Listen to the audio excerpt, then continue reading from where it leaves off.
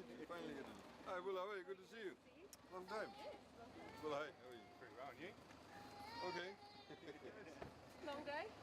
Yeah, extremely.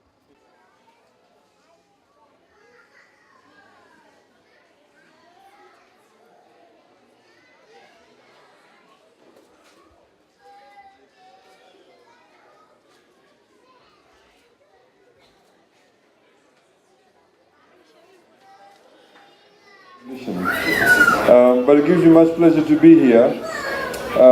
It's of course, the children don't want to listen to long speeches, but I thought I'd just take this as an opportunity to, of course, once again, as said by the earlier speaker, acknowledge the wonderful work of the teachers who look after your children. I have a 5-year-old son too. He disappears at about 8:30 in the morning, and then I see him in the afternoon, but it finishes at about 2 p.m. And in those hours that he's away from home, obviously the people who shape his mind, who give him the knowledge, and the type of information that he learns, the type of questions he asks you when you come home, is very much shaped by the teachers that actually are around him in those few hours. So please, let's put our hands together for the teachers and the director.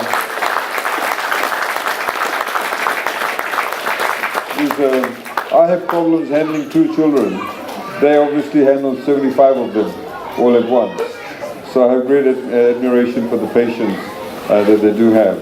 Ladies and gentlemen, I probably wanted to just very basically highlight to you the importance that the Fijian government places on education. Education is very pivotal. We see that it's a major investment.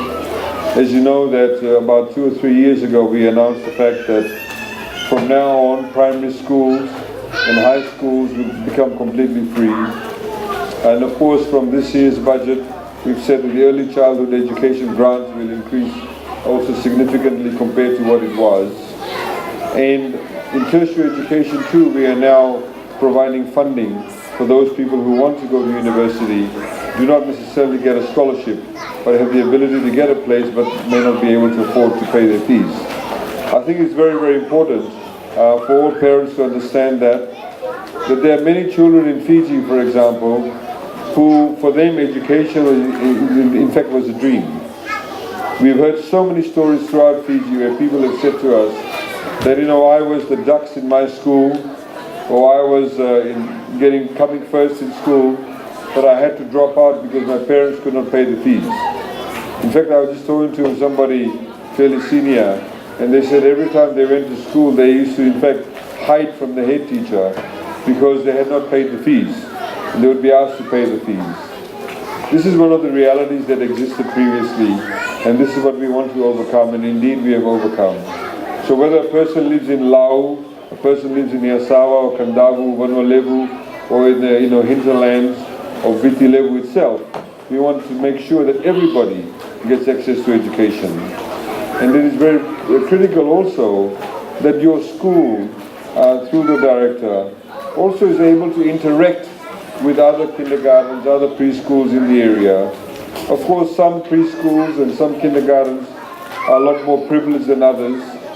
And in fact, the school that my son goes to, the lady who runs it, runs a very special program where she goes out to squatter areas and after hours and essentially teaches them things like preschool children. Some of them, of course, cannot go to preschool. And basic, for example, hygiene and sanitation. She actually takes them reading materials, she takes them toys to help them with their learning. And I think it's a very, very important part of the sort of social responsibility that they are trying to inculcate in the kids that they go to their school. And I think it's something that perhaps your school can look at, something that, we need to be able to share that type of information, that type of knowledge sharing, which I think is very, very critical. Ladies and gentlemen, I do not want to make a very long speech. I'd like to thank Sabrine for the invitation, and thank you for making the adjustments. I thank you for the patience. The plane actually landed late, and I had somebody who was talking to me, so I had to then rush over here. But thank you once again for the invitation. I'd like to once again share with you some very, the things that are happening in Fiji. You can see the 4-lane roads coming out here. There are lots of development that's taking place, and I think there's a lot of opportunities. One of the messages that I have had is that when you're growing your economy, we need all sorts of people. And I've been to high schools where parents are continuously saying to the children that the way that you get recognition is if you become a lawyer, if you become an accountant, or if you become a doctor.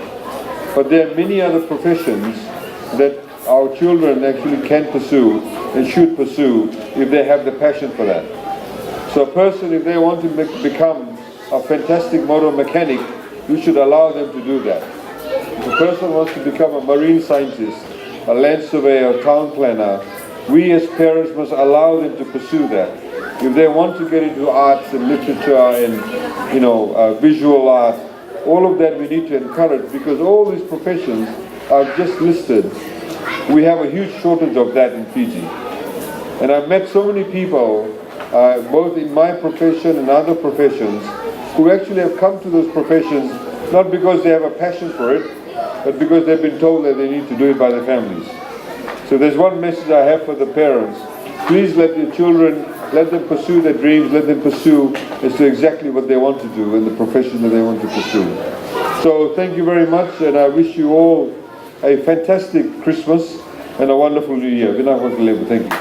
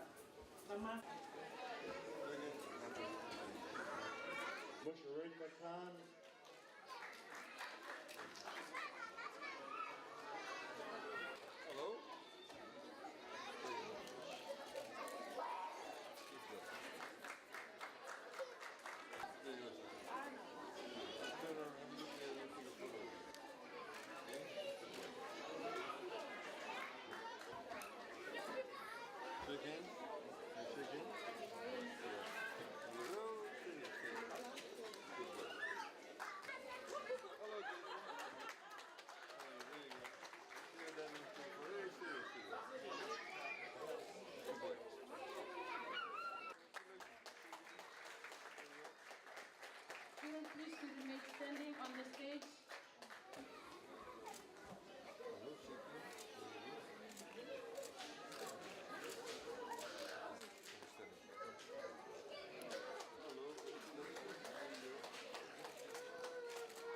Hannah Grace Mata.